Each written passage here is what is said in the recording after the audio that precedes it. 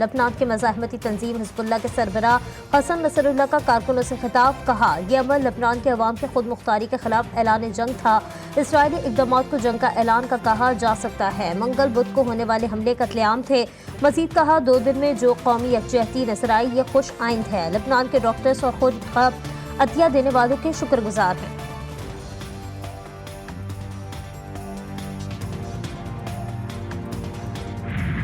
اسرائیل کا لبنان پر دوسرا سائبر حملہ۔ لبنان میں پیجرز کے بعد واکی ٹاکی، اسمارٹ فونز، لیپ ٹاپ، ریڈیو ڈیوائسز اور سولر پینلز دھماکوں سے بچ گئے۔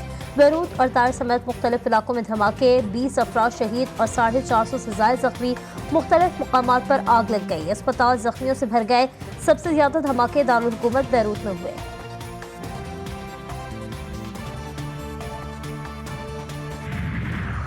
لبنان میں دھماکوں میں استعمال کیے گئے پیجرز استعمال اور اسرائیل نے تیار کیے۔ امریکی اخبار نیو یارک ٹائمز کا دعویٰ۔ رپورٹ کے مطابق وساط ایجنٹس نے پیجرز کی تیاری کے لیے ہنگری میں BAC کمپنی قائم کی۔ پیجرز کی بیٹریوں میں ہی PET دھماکے خیز مواد رکھا گیا۔ حزب اللہ کے سربراہ سید حسن نصراللہ نے اپنے ارکان کو موبائل فونز کے خطرات سے آگاہ کر دیا تھا۔ حالیہ دھماکوں کے بعد واضح ہو گیا کہ پیجرز بھی قابل اعتبار نہیں رہے۔ غزہ میں صہیونی بمباری سے 24 گھنٹوں میں 55 فلسطینی شہید ہو گئے۔ رفح، خان یونس، زیتون محلہ میں بھی صہیونی جارحیت کا نشانہ بنے۔ غزہ سٹی میں 5 فلسطینی جان سے گئے۔ جبالیہ میں سول ڈیفنس رضاکار اور اہلیہ شہید ہوئے۔ شہداء کی مجموعی تعداد 41,272 ہو گئی۔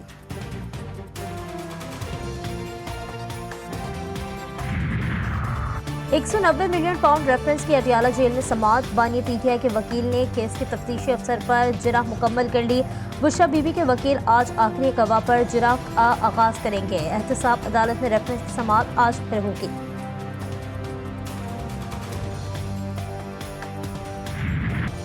سپریم کورٹ کے فیصلے کے بعد پارلیمنٹ الیکشن ایکٹ میں ترمیم کر چکی ہے۔ سپریم کورٹ کا 12 جولائی کا فیصلہ قابل عمل نہ رہا۔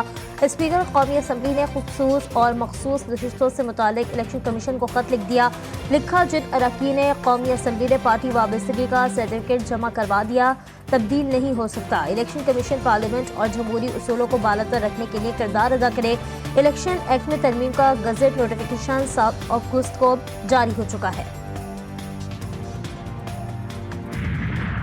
پارلیمان کی بالادستی کے لیے اسپیکر نے چیف الیکشن کمشنر کو خط لکھا ہے۔ ہم یہ سمجھتے ہیں کہ پاکستان کی پارلیمانی تاریخ میں وہ ایک سنگ میل ہے۔ آئین نے جو اختیار دیا ہے قانون سازی کا، آئین میں ترمیم کا، آئین بنانے کا، وہ پارلیمان کو اختیار دیا ہے اور یہ اختیار کسی اور ادارے کے پاس نہیں ہے۔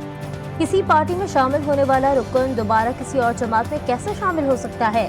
مخصوص نشستوں سے متعلق عدالتی فیصلے نے بہت سے سوالوں کو جنم دیا۔ آزاد حیثیت میں بیٹھنے والے ارکان کو بھی PTI کارکن قرار دیا گیا۔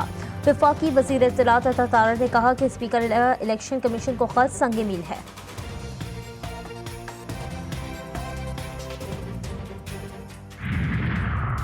مخصوص نشستوں سے متعلق سپریم کورٹ کی وضاحت پر الیکشن کمیشن کا اجلاس بے نتیجہ ختم۔ الیکشن کمیشن کا سپریم کورٹ کے فیصلے پر عمل درآمد سے متعلق تیسرا مباشرتی اجلاس ہوا۔ لیگل ٹیم نے سپریم کورٹ کے فیصلے اور الیکشنز ایکٹ پر بریفنگ دی۔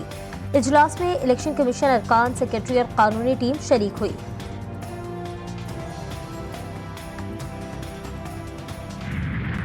COD سائن ہوئی تب شہید محترمہ بینظیر بھٹو کی یہ منصوبہ بنی کہ اگر ہم نے پاکستان کے عوام کو انصاف پہنچانا ہے، اگر ہم نے اپنے عدالتی نظام درست کروانا ہے تو پھر ہمیں ایک کانسٹیٹیوشنل کورٹ قائم کرنا پڑے۔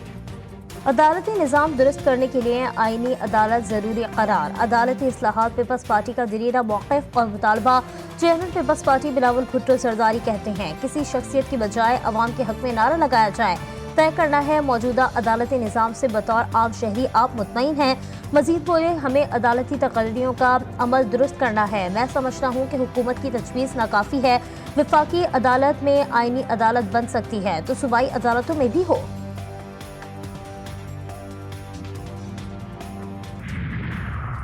جماعت اسلامی کی بھی آئینی ترامیم کی مخالفت۔ حافظ نعیم الرحمان کہتے ہیں عدلیہ کا چند ہاتھوں میں چلے جانا کسی صورت قبول نہیں۔ جلد بازی کے ہتھ کنڈوں سے حکومت کے ارادے ظاہر ہیں۔ فارم 45 پر فیصلہ ہو تو بڑی تعداد میں لوگ فارغ ہو جائیں گے۔ साबिक सदर आरिफ अलवी बोले, ये बिल तरमीम का नहीं बल्कि तदवीन का है। आइन की तदवीन का बिल बेइंतहा खतरनाक है। मजीद बोले, मुल्क में बहुत सी चीजें खतरनाक होती जा रही हैं।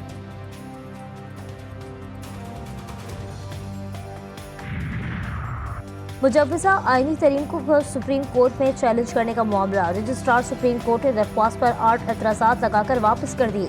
मुजव्वज़ा कानून पार्लियामेंट में पेश भी नहीं हुआ। कौमी असम्बली और सेनेट के अरकान का हक है कि किसी बिल को मंजूर करें। अरकान पार्लियामेंट को फरीक नहीं बनाया जा सकता है।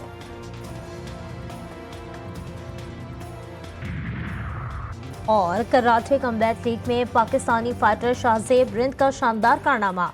फाइटर शाहज़ेब रिंद ने ब्राजीलियन हरीफ ब्रूनो एसिस को लाइट वेट बेल्ट में शिकस्त दे दी। Pakistani fighter Shahzeb Rind ताहाल karate combat league में नाकाबिल शिकस्त हैं। शाहज़ेब रिंद इससे कभी भी 5 मुकाबले अपने नाम कर चुके हैं।